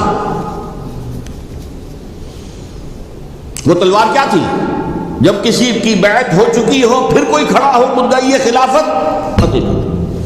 میرے نزدیک حضرت حسین مدعی خلافت نہیں تھے. یہ بات اس وقت سامنے لوگوں کے نہیں آئی، بلکہ حکومت نے یہ باور کرا دیا کہ یہ تو باغی ہے، یہ مدعی ہے خلافت کے. انہوں نے تو دعویٰ نہیں کیا خلافت کا، وہ تو صرف اس عمل کو روکنے کے لیے میدان میں آئے تھے. اور اس بات کو اچھی طرح سمجھ لیجئے کہ اس وقت تک یہ جو تصور آج ہمارے پاس ہے کہ ریاست علیحدہ ہے، حکومت علیحدہ ہے. State of Pakistan, we are loyal to the state of Pakistan. ہم ریاست پاکستان کے وفادار ہیں، گورنمنٹ آف پاکستان کے وفادار نہیں ہیں. We are not loyal to the government. Government تو کبھی بے نظیر کی تھی، ہم اس کے خلاف تحریک چلا رہے تھے، یا کبھی کسی اور کی تھی اس کے خلاف تحریک چل رہی ہے، یا کبھی ضیاء الحق کی تھی اس کے خلاف تحریک چل رہی ہے. گورنمنٹ کو بدلنا تو عوام کا حق ہے. آج اس وقت نہیں تھا، اس وقت ریاست اور حکومت کا کوئی فرق نہیں تھا. لہذا جو حکومت سے اختلاف کرے گویا کہ باغی ہے. یہ ہے اصل میں وہ پیچیدہ مسئلہ کہ کیوں کسی مفتی نے فتویٰ دے دیا. اس لیے کہ اس وقت تک ریاست اور حکومت کا فرق واضح نہیں تھا دنیا پر. یہ تو ابھی کوئی 100-150 سال کی بات ہے کہ آج ہمارا جو پولیٹیکل سائنس کا ایولیوشن ہوا ہے وہ اسٹیج تک پہنچ گیا ہے کہ اسٹیٹ علیحدہ ہے، حکومت علیحدہ ہے. حکومت تو اسٹیٹ کے 3 آرگنز میں سے ایک آرگن ہے. ایڈمنسٹریشن حکومت کی ہے، جوڈیشری ہے اور لیجسلیچر ہے. 3 آرگنز ہیں بڑے بڑے، ان میں سے ایک ہے. تو حکومت کو بدلنا تو عوام کا حق ہے، چاہے وہ ووٹ کے ذریعے بدلیں چاہے ایجیٹیشن. اگر پرامن ایجیٹیشن ہے اس سے حکومت کو بدلنے کا حق حاصل ہے دستوری طور پر ہر اعتبار سے. اس وقت یہ نہیں تھا. لہذا صورتحال یہ بن گئی کہ حکومت وقت نے باور کرا دیا مسلمانوں کو. ورنہ سوچئے نواسۂ رسول کو قتل کرنا کوئی آسان کام تھا. آخر سب کلمہ گو تھے کہ نہیں تھے؟ کلمہ گو تو تھے اور حضور سے عقیدت و محبت میں کمی. لیکن یہ کہ فتویٰ اگر ایک بہت بڑے مفتی کا، جو کہ حضرت علامہ ڈاکٹر قلب صادق صاحب نے فرمایا، مجھے اس مفتی کا نام بھی معلوم نہیں، کہ ایک مفتی کا فتویٰ تھا وہ، جس کے بنا پر اب ان لوگوں نے حضرت حسین کو قتل کیا. اور یہی وجہ ہے کہ انہوں نے پھر خیموں کو بھی آگ لگا دی. وائی حالانکہ دیکھیے اگر دشمنی کا انتقام ہوتا تو حضرت علی بن حسین جو بیمار تھے، جو بعد میں زین العابدین رحمۃ اللہ علیہ کے نام سے پھر یہ اہل تشیع کے چوتھے امام معصوم ہیں، حضرت علی، حضرت حسن، حضرت حسین اور پھر حضرت علی بن حسین زین العابدین رحمۃ اللہ علیہ، کیا ان کو بھی قتل کر دیتے؟ حضرت حسین کی نسل ہی ختم ہو جاتی. لیکن دیکھیے آگ کیوں لگائی؟ آگ اس لیے لگائی کہ وہ جو ڈاکومنٹری پروف ہے ہماری غداری کا یزید کے خلاف حضرت حسین کو جو ہم نے دعوت دی، وہ جو ڈاکومنٹری پروف خطوط کی شکل میں موجود ہے وہ ختم ہو جائے، ڈسٹرائے ہو جائے. اس کے لیے انہوں نے خیموں میں آگ لگائی. بہرحال یہ ہے تاریخی پس منظر، یہ اسی سبائی فتنے کا تسلسل ہے جس نے سب سے پہلے حضرت عثمان کی جان لی رضی اللہ تعالیٰ عنہ. 5 سال تک مسلمانوں میں خانہ جنگی رکھی، حضرت علی کو پھر شہید کیا، اور اس کے بعد جو ہے 20 سال حضرت امیر معاویہ کے تو سر نہیں اٹھا سکے. لیکن پھر جب ایک چینج اوور ہو رہا تھا تو اس وقت انہوں نے موقع غنیمت سمجھا کہ اب کھڑے ہو جاؤ اور اب دوبارہ ایک فتنہ جو ہے اس کو امت کے اندر پیدا کر دو. اچھا، اس معاملے میں ایک بات جو میں نے وہاں کہی کہ ہمارے ہاں شاعرانہ جو مبالغہ آمیزی ہے. یہ میری گفتگو کا حصہ انہوں نے حذف کر دیا ہے. اور میں نے ایک سنی شاعر بہت بڑے عالم جن کے حوالے سے آج بھی میری تقریر ہوگی خالد جناح ہال میں، مولانا محمد علی جوہر کے ایک شعر کے حوالے سے کہا کہ قتل حسین اصل میں مرگ یزید ہے، اسلام زندہ ہوتا ہے ہر کربلا کے بعد. میں نے کہا یہ بالکل محمل شعر ہے. اسلام مرا ہی نہیں تھا، زندہ ہونے کا کیا سوال. اور اگر کسی درجے میں مزمحل یا زخمی ہوا تھا تو وہ تو رہا، کربلا کے بعد بھی رہا، یزید کی حکومت بھی رہی، بنو امیہ کی حکومت بھی چلی، کوئی تبدیلی تو نہیں آئی. یہ کیا کہہ رہے ہیں اسلام زندہ ہوتا ہے کربلا کے بعد؟ میں نے کہا اسلام مرا نہیں تھا. جیسے میں نے یہ کہا کہ ملوکیت جو ہے وہ اب شروع نہیں ہوئی، ملوکیت تو 20 برس پہلے شروع ہو چکی تھی حضرت امیر معاویہ کے. لیکن ظاہر بات ہے کہ حضرت حسن نے، حضرت حسین نے اس کو قبول کیا، اور حضرت حسین نے تو پھر 10 سال تک ولی عہدی جو تھی چاہے بیعت نہیں کی لیکن اس کے خلاف میدان میں آ کر چیلنج تو نہیں کیا. اس اعتبار سے یہ معاملہ جو ہے اسلام زندہ ہوتا ہے کربلا کے بعد، یہ بے تکی بات ہے. ہاں حضرت شاہ اسماعیل شہید رحمۃ اللہ علیہ کی اگر میں تشبیہ کو، تمثیل کو سامنے رکھوں تو اسلام کی عمارت 6 منزلہ ہے، 6ٹھی منزل ٹاپ کی وہ گر گئی، 5 منزلیں انٹیکٹ تھیں، اسلام مرا نہیں تھا. عدالت میں شریعت کے مطابق فیصلے ہو رہے تھے، قاضی تھے، مفتی تھے، شریعت نافذ تھی، اسلام کہاں مرا تھا. جبکہ خود کہہ رہے ہیں علامہ کلب صادق کے ایک مفتی کے فتوے سے حضرت حسین کو قتل کیا گیا. اب وہ مفتی کی رائے، اس کی بدنیتی ہو، جو بھی ہو وہ جانے، اللہ جانے، لیکن عام مسلمان کیا کریں. اس پہلو سے اسلام مرا نہیں تھا. ہاں ایک منزل گر گئی تھی، وہ گری رہی، 1000 برس تک گری رہی، یہاں تک کہ آ کر مغربی امپیریلزم نے اس کے گرایا، ملوکیت کا معاملہ ختم کیا اور وہ جبریت ملوکیت دوسری آ گئی. ورنہ وہی بادشاہی چلی ہے. بلکہ دور بنو امیہ میں وہ بادشاہی پوری طرح اس نے بالوں پر نہیں نکالے تھے، اصل بالوں پر تو اس نے نکالے ہیں دور بنو عباس میں آ کر. اور پھر سلاطین جو ہے ترک، جو ترک خلفاء ہے، ان کا بھی بادشاہت تھی اور کیا تھا، وہ خلافت تو نہیں تھی. تو یہ تو اسلام میں جو بھی نقص واقع ہو گیا تھا، کمی واقع ہو گئی تھی، وہ جو کی تو برقرار رہی. اس کو بھی تسلیم کیا. میں اللہ کا شکر ادا کر کے کہتا ہوں کہ دونوں حضرات، دونوں شیعہ دانشور اور بڑی اعلیٰ سطح کے جو شیعہ عالم تھے، انہوں نے اس بات کو تسلیم کیا اور میری اس بات کو چیلنج نہیں کیا.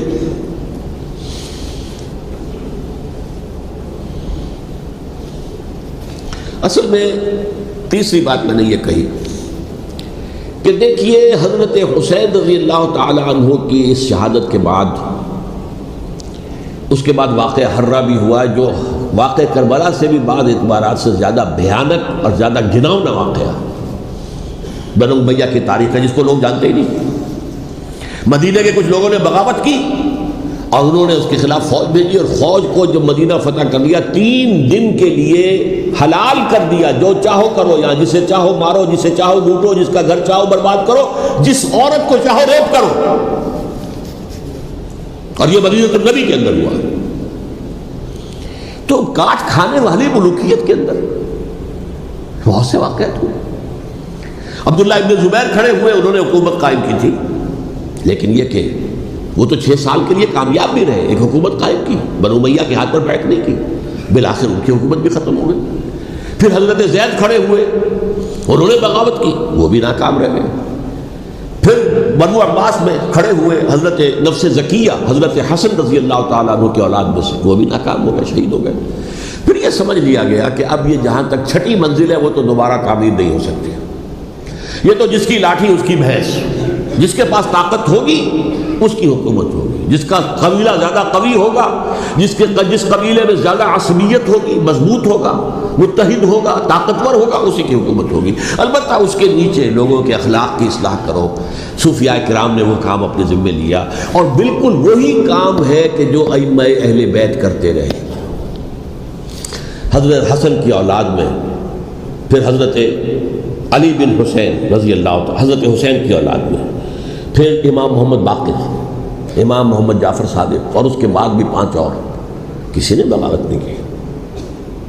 جیسے علماء کرام کام کر رہے تھے اور جیسے صوفیاء کرام کام کر رہے تھے، ایسے ہی وہ مسلمانوں کی علمی تربیت، روحانی تربیت و تزکیہ کر رہے تھے. کسی نے حکومت کو چیلنج نہیں کیا. نوٹ کر لیجیے اس بات. حضرت علی نے بھی چیلنج نہیں کیا تھا, حضرت حسن نے چیلنج نہیں کیا, خود صلح کر لی. تو ائمہ اہل بیت جو 12 یہ گنتے ہیں, جن میں سے آخری جو ہے حضرت مہدی کو تو ابھی ظاہر ہونا ہے, ان کے عقیدے کے مطابق وہ روپوش ہیں, وہ ظاہر ہوں گے. لیکن 11 حضرات کے بارے میں یہ کہ حضرت حسین کے سوا کسی نے بھی چیلنج نہیں کیا وقت کے نظام میں, اور حضرت حسین نے بھی اس مغالطے پر کیا کہ کوفی ساتھ دیں گے, اور یہ موقع ہے کہ یہ جو چھٹی منزل اسلام کی گر گئی ہے اسے دوبارہ تعمیر کر دیا جائے. انہوں نے خلافت کا دعویٰ نہیں کیا تھا, یہ انہیں عوام کو مغالطے میں مبتلا کیا گیا کہ یہ خلافت کا مدعی ہو کر سامنے آیا. جیسا کہ میں نے آپ سے کہا تھا, امیر معاویہ نے حضرت علی کے عہد خلافت میں کبھی خلافت کا دعویٰ نہیں کیا, مدعی خلافت نہیں تھے. وہ تو یہ کہتے تھے کہ قاتلان حسین جو ہے, قاتلان عثمان کو سزا دو, قصاص دو, بس. اسی طرح حضرت حسین نے بھی, اب دیکھیے اس ضمن میں اس میں کوئی شک نہیں ہے, حضرت حسین رضی اللہ تعالی عنہ کی جو شہادت ہوئی ہے, ان کے ساتھیوں کی, اعزاء و اقارب کی, تاریخ انسانی میں یہ عزم, ہمت, شجاعت, مثابرت, صبر, استقلال, استقامت, اس کی بہت روشن مثال ہے, بہت روشن مثال ہے, بہت روشن مثال ہے. لیکن اس سے تاریخ کی رفتار پر کوئی اثر نہیں پڑا. وہ جو ملوکیت آ گئی تھی وہ اور گہری سے گہری ہوتی چلی گئی. واقعہ کربلا کے بعد تو واقعہ ہررا ہوا میں نے گنوا دیا, اس سے زیادہ تو میرے خیال میں کہ اور ہمارے لیے لائق شرم جو ہے کوئی واقعہ ہے ہی نہیں اس پہلو سے. لیکن حضرت حسین کا ایک, اب ان کو یہ کہ میں مطلب یہ کہ اگر میں ان کے ہاتھ پر بیعت کر لیتا ہوں, جو کہ اس وقت سامنے موجود تھے, کہ یزید کی بیعت تمہارے ہاتھ پر کرتا ہوں, تو گویا کہ اپنے آپ کو سرنڈر کر دیتے.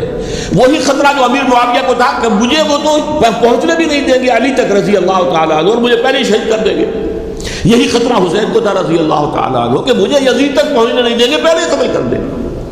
اور ویسے بھی یہ ایک شرافت, مروت اور حمیت اور غیرت اور عزت نفس کا تقاضا بھی تھا کہ بھائی معاملہ ہے یزید کا, میرا مجھے وہاں جانے دو, اللہ اللہ خیر سنا, یو کین اسکورٹ می, میرے دائیں بائیں چلو تاکہ میں کہیں اور بھاگ نہ جاؤں تمہارے خیال میں, مجھے وہاں پہنچا دو, میں وہاں پہ جا کے اس سے معاملہ کر لوں گا. لیکن انہوں نے قتل کیا. اصل قاتلان کوفی, وہی سبائی. البتہ یہ ہے کہ اس واقعے کی جو یادگار ہے اس میں کوئی شک نہیں ہے کہ اس نے مسلمانوں میں سے ایک گروہ کے دل میں قربانی اور شہادت کا جذبہ بہت پیدا کیا, اس میں کوئی شک نہیں. اور جس طریقے سے کہ عاشورہ محرم میں یاد منائی جاتی ہے, جس طریقے سے اس نے اہل تشیع کے اندر قربانی کا جذبہ بے انتہا پیدا کر دیا. اگرچہ وہ جذبہ بروئے کار نہیں آتا, اس لیے کہ ان کے ہاں یہ عقیدہ ہے, یہ طے ہے کہ جب تک حضرت مہدی ظاہر نہیں ہوں گے ہم کسی کے خلاف بغاوت نہیں کریں گے. یہ پوری تاریخ میں ان کا معاملہ رہا, تمام جو ہے ائمہ اہل بیت کا معاملہ رہا. جب تک مہدی نہیں آتے, keep sitting and keep waiting, wait and see, that's all. یہ تو خمینی صاحب نے کیا ہے, آیت اللہ خمینی صاحب نے, کہ انہوں نے یہ ایران کے شیعوں کو باور کرایا کہ بھائی جب آئیں گے حضرت مہدی آ جائیں گے, لیکن ہم اب ہاتھ پر ہاتھ کر بیٹھے رہیں, باطل کو چیلنج بھی نہ کریں, ہمیں کچھ تو کرنا چاہیے, وہ ہاتھ پاؤں ہلانے چاہیے, اور کچھ نہیں تو مہدی کا راستہ جو ہے صاف کرنا چاہیے, تمہید کرنی چاہیے, ان کے راستہ ہموار کیا جائے. تو یہ ان کی بڑی عظمت ہے آیت اللہ خمینی صاحب کی کہ اہل تشیع ایران کے جو ہے انہوں نے یہ بات منوا لی کہ ہم بالکل انرٹ نہیں بیٹھے رہیں گے, بلکہ اب انہیں نائب امام قرار دے کر اور ولایت فقیہ کے فلسفے کے حوالے سے, یہ دو چیزیں ان کی جو ہیں بنیادی فلسفے کی ہیں, وہ اس وقت میرا موضوع نہیں ہے. انہوں نے عوام کو ایسا کھڑا کیا ہے کہ 20,000 سے لے کر 30,000 کے درمیان انسانوں نے جانیں دی. عورتوں کے جلوس نکلے, شیرخوار بچہ گود میں ہے عورت کے, اور گولی کھا رہی ہے, مر رہی ہے, گر رہی ہے. آپ سوچئے زندگی کتنی عزیز ہوتی ہے, اور شیرخوار بچے کے لیے ماں کی جو زندگی ہے, اس ماں کو اپنی زندگی کتنی عزیز تر ہوگی کہ اپنے لیے نہیں تو اس بچے کے لیے مجھے جینا ہے, لیکن نہیں, گولیاں کھائیں تو گری. یہ جذبہ انہی میں ہے. واقعہ یہ ہے کہ اہل سنت کے اندر یہ جذبہ نہ ہونے کے برابر ہے.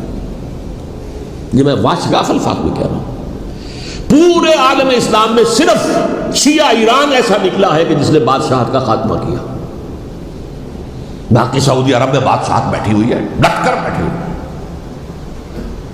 اربوں ڈالر کا ایک ایک محل بنتا ہے ان بادشاہوں کا، اور سنی سن ہے، سن کوئی حرکت نہیں. وہ تو اب جو حرکت ہو رہی ہے وہ اینٹی امریکن حرکت ہے جو ہو رہی ہے. وہ در حقیقت وہ مسئلہ بالکل دوسرا ہے جو اس وقت ہو رہا ہے. لیکن یہ کہ عالم اسلام میں کوئی تحریک ایسے نہیں اٹھی. یہ اہل تشیع میں ہے جو بالکل استثنائی بات ہے کہ انہوں نے جو ہے ایسا بادشاہ جس کو کہا جاتا تھا کہ اس کا جو اسلحہ خانہ ہے وہ ایشیا میں سب سے بڑا اسلحہ خانہ ہے، جو 2500 سالہ پرانی جو ایک عظمت تھی ایران کی، اس کو دوبارہ تازہ اور زندہ کرنا چاہتا تھا. 2500 سالہ برسی اس نے منائی تھی، اس کے لیے ایک شہر آباد کیا تھا کہ خسرو یا سائرس یا ذوالقرنین قرآن مجید کی اصطلاح میں اس کی یادگار بنائی تھی. اور وہ سوچ رہا تھا کہ وہی عظمت دوبارہ ایران کی ہوگی جو کہ خسرو کے زمانے میں تھی، جس کا قرآن مجید میں سورہ کہف کے اندر ذکر ہے. مشرقی فتوحات، مغربی فتوحات، شمالی فتوحات. تو وہ بادشاہ ہے، اس کو بھاگنا پڑا قربانی کی وجہ سے. تو یہ جو ہے واقعہ کربلا نے، اس میں کوئی شک نہیں ہے کہ ایک ایسی مشعل روشن کی ہے جس کو کہ ہر شخص کو دیکھنا چاہیے. یہ بھی انسان، جیسے کہ اقبال نے ایک شعر کہا تھا غالب کے لیے، فکر انسان پر تیری ہستی سے یہ روشن ہوا ہے، پرے مرغ تخیل کی رسائی تاک ہو جا.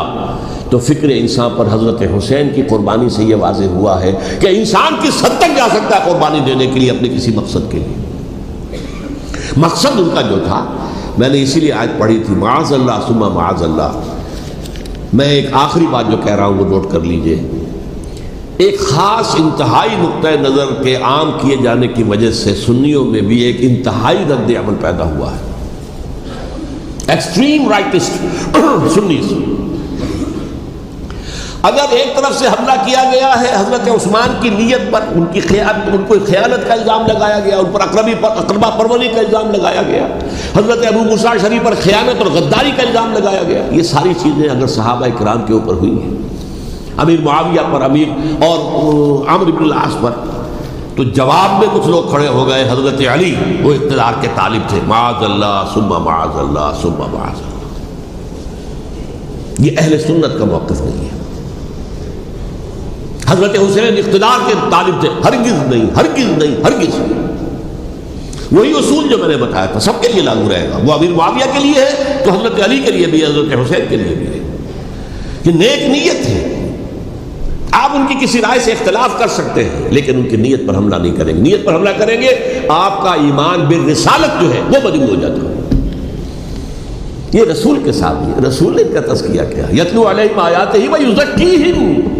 اس کا سارا عمل محمد کا کیا ہوا صلی اللہ علیہ وسلم. تو صحابی کے معاملے میں یہ ہمارے ہاں ان کو اہل سنت جو ہے جو معتدل مزاج کے، اور اکثریت ان کی، یہ تو چند لوگ ہیں ذرا قلم چلا لیتے ہیں تو ان کی بہت سی کچھ چھوٹی چھوٹی کتابیں بھی شائع ہو گئی ہیں بہت، لیکن انہیں اہل سنت نے قرار دیا ناسبی یا خارجی. جیسے خوارج نے کہا تھا حضرت علی بھی کافر ہیں اور حضرت ابی معاویہ بھی کافر ہیں، حضرت عمرو بن العاص بھی کافر ہیں، معاذ اللہ ثم معاذ اللہ. ایسے ہی کچھ لوگ حضرت حسین پر بھی الزام لگاتے ہیں کہ اقتدار کی حوث اور طلب کے اندر انہوں نے یہ سارا سفر کیا تھا اور بس یہ ہے کہ وہ جو بازی تھی وہ ہار گئے. اللہ اللہ حسن اللہ، اس سے آگے کیا ہے معاملہ؟ نہیں، معاذ اللہ ثم معاذ اللہ. اسی لیے میں نے آیت آج جو پڑھی تھی ایک اور جو بہت بظاہر آپ کو معلوم ہوئی ہوگی، غیر متعلق ہے میرے آج کے عنوان سے، تلک الدار الآخرۃ نجعلھا للذین لا یریدون علوا فی الارض ولا فسادا. یہ سورہ قصص کے آخری آیات میں سے. دیکھو یہ آخرت کا گھر جو ہے وہ ہم خاص کر دیں گے ان لوگوں کے لیے جو اس زمین میں اپنے اقتدار کے طالب نہیں ہوتے. زمین میں اقتدار کے طالب ہوگے فساد ہو جائے گا. تم بھی طالب، میں بھی طالب، جھگڑا ہوگا، لڑائی ہوگی، دنگا ہوگا، فساد ہوگا. تلک الدار الآخرۃ نجعلھا للذین لا یریدون علوا فی الارض ولا فسادا. جو لوگ زمین میں اپنے اقتدار کے طالب اور اس کے نتیجے میں فساد پیدا کرنے والے نہیں ہیں ان کے لیے ہم نے آخرت کا گھر خاص کیا ہے. والعاقبۃ للمتقین، اور عاقبت جو ہے، انجام کار، آخرت جو ہے وہ تو متقیوں کے لیے ہے. اسی میں آئیں گے سب صحابہ کرام، خواہ وہ حضرت علی ہے رضی اللہ تعالیٰ عنہ، اور خواہ وہ حضرت امیر معاویہ ہیں، حضرت عثمان ہیں رضی اللہ تعالیٰ عنہما، خواہ حضرت حسن ہیں، حضرت حسین ہیں رضی اللہ تعالیٰ عنہما، خواہ عبداللہ ابن زبیر ہے، خواہ عبداللہ ابن عباس ہے، خواہ عبداللہ ابن عمر رضی اللہ تعالیٰ عنہم اجمعین۔ اس اصول کو سامنے رکھ کر اختلاف آپ کر سکتے ہیں کسی سے بھی، لیکن کسی کی نیت پر حملہ کریں گے تو اصل میں آپ کا ایمان بالرسالت مجروح ہو جائے گا۔ علی کو نبی اکرم صلی اللہ علیہ وسلم نے اپنا نائب بنا کر چھوڑا تھا جب غزوہ تبوک میں جا رہے تھے مدینے میں۔ حضرت علی نے کہا بھی کہ مجھے آپ عورتوں کے ساتھ بٹھا کے جا رہے ہیں۔ فرمایا تمہارا مقام میرے ساتھ وہی ہے جو موسیٰ کے ساتھ ہارون کا تھا۔ ہارون کو چھوڑ کر گئے تھے نا یہودیوں کے پاس جب گئے تھے تورات لینے کے لیے، تو تمہارا وہی مقام ہے میرے ساتھ۔ تو یہ حضرت علی ہیں رضی اللہ، ان کے بارے میں میرا ان کی کیا عظمت میری نگاہ میں۔ تو یہ 3 کتابچے ہیں، مجھے نہیں معلوم تیسرا یہاں ہے یا نہیں ہے، بہرحال آپ لوگوں کو ریکمینڈ کر رہا ہوں کہ ان کا مطالعہ کریں۔ اب یہ کہ آخری بات یہ کہ اصل ہمارے کرنے کا کام کیا ہے۔ دیکھیے کیوں نہیں کیا کسی نے بھی خروج کا معاملہ میں واضح کر چکا ہوں، بغاوت نہیں کی، کیوں؟ ایک تو ریاست اور حکومت میں فرق نہیں تھا، ذرا کھڑا ہو اور وہ باغی قرار پائیں گے، واجب القتل ہو جائیں گے، فتوے کی زد میں آ جائے، یہ معاملہ تھا۔ اور دوسرے یہ کہ عمارت پوری گری نہیں تھی، ایک منزل گری تھی۔ آج ہم کہاں کھڑے ہیں؟ پوری عمارت گری ہوئی ہے، نہ شرعی عدالتیں ہیں، نہ شرعی فیصلے ہیں، نہ احکام الہی نافذ ہیں، نہ حدود اور قصاص کے معاملات، کچھ بھی نہیں۔ ہمارا فرض کیا ہے؟ حضرت حسین کی مدح کرتے رہیے، تعریف کرتے رہیے، صحابہ کرام کی مدح کرتے رہیے، مدح صحابہ، اس کے لیے مجلسیں قائم ہو رہی۔ بھائی کر کیا رہے ہو؟ تھے تو آبا وہ تمہارے ہی، مگر تم کیا ہو؟ ہاتھ پر ہاتھ دھرے منتظر فردا، تلک امۃ قد خلت لہا ما کسبت ولکم ما کسبتم۔ وہ تو ایک امت تھی جو چلی گئی، اللہ کے ہاں پہنچ گئے، جو کچھ انہوں نے کمایا وہ ان کے لیے، تمہارے لیے نہیں ہے، تمہارے لیے وہ ہوگا جو تم کماؤ گے۔ ہمارے لیے راستہ اب یہی ہے کہ خلافت راشدہ کے مکمل نظام کو اثر نو قائم کرنے کے لیے منہج انقلاب نبوی کو اختیار کریں۔ میری کتاب اس پر، کیسٹس اس پر، آڈیو کیسٹس، ویڈیو کیسٹس، سی ڈیز، نہ معلوم ڈی وی ڈی، سب کچھ موجود ہے۔ سیرت النبی پر تو میں عرض کر چکا ہوں، فلسفہ سیرت النبی سمجھنا ہے تو میری کتاب پڑھیے، ورنہ سیرت النبی آپ پڑھ لیں گے، واقعات معلوم ہو جائیں گے، فلسفہ سیرت سامنے نہیں آئے، اس کا آپ مطالعہ کریں گے میری کتاب سے۔ اور دوسرے یہ کہ یہ خلافت قائم کرنے کے لیے جو جد و جہد ہم کر رہے ہیں، تحریک خلافت پاکستان جس کا میں داعی ہوں ادنا سا، وہ تنظیم نہیں ہے، میں اس کا امیر نہیں، وہ ایک تحریک ہے۔ جیسے تحریک پاکستان کہلاتی تھی جس کی تنظیم تھی مسلم لیگ، پارٹی کا نام مسلم لیگ تھا، لیکن تحریک پاکستان، اس طرح تحریک خلافت پاکستان وہ ہم نے چلائی ہے تنظیم اسلامی کے تحت۔ یہ خلافت جب پہلی چلی تھی آج سے 84 سال قبل، نومبر 1921 میں خالد دینہ ہال میں وہ مقدمہ چلا تھا، جس کے نتیجے میں بڑے بڑے جو لیڈر تھے ہمارے، مولانا محمد علی جوہر اور مولانا حسین مدنی اور مولانا ابوالکلام آزاد، ان سب کو 2 سال کی قید کی سزا سنائی گئی تھی، بغاوت، مقدمہ بغاوت، یہ خالد دینہ ہال۔ اسی میں سن 91 یا 92 میں میں نے 3 دن تقریریں کی تھیں، جن میں آج سے پھر میں 3 تقریریں کرنے والا ہوں، ایک آج شام کو، ایک کل شام کو رات 9 بجے، آج بھی کل بھی، ایک پرسوں اتوار کی صبح کو 10 بجے ہے کیا 11 بجے۔ تو ان میں آپ حضرات شرکت فرمائیں، تاکہ اصل جو ہمارے کرنے کا کام ہے، تاریخ کو بھی سمجھنا چاہیے، تاریخ کے عوامل کیا ہیں، کیا پس پردہ عوامل کار فرما تھے، کیا کسی شے کی اصل حقیقت ہے، وہ سمجھنا چاہیے۔ لیکن یہ ہے کہ اس اعتبار سے میں نے جب یہ لفظ استعمال کیا تھا اس مذاکرے میں، لپ سروس، کہ یہ ہم صرف لپ سروس کرتے رہے، مدح کے بیان کرتے رہے، منقبت بیان کرتے رہے، حضور کی نعتیں کہتے رہے، اس سے تو بات نہیں بنے گی جب تک کہ وہ فرض منصبی شہادت علی الناس کا جو ہمارے ذمے ہے بحیثیت امت محمد صلی اللہ علیہ وسلم اس کو ادا نہ کریں۔ مجھے خوشی ہے کہ اس کی بھی تائید دونوں حضرات نے کی، ہاں یہ لپ سروس کا معاملہ ہے۔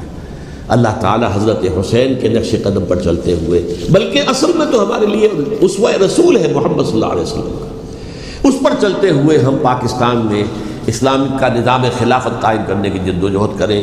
اقول قولی ھذا واستغفر اللہ لی ولکم ولسائر المسلمین والمسلمات۔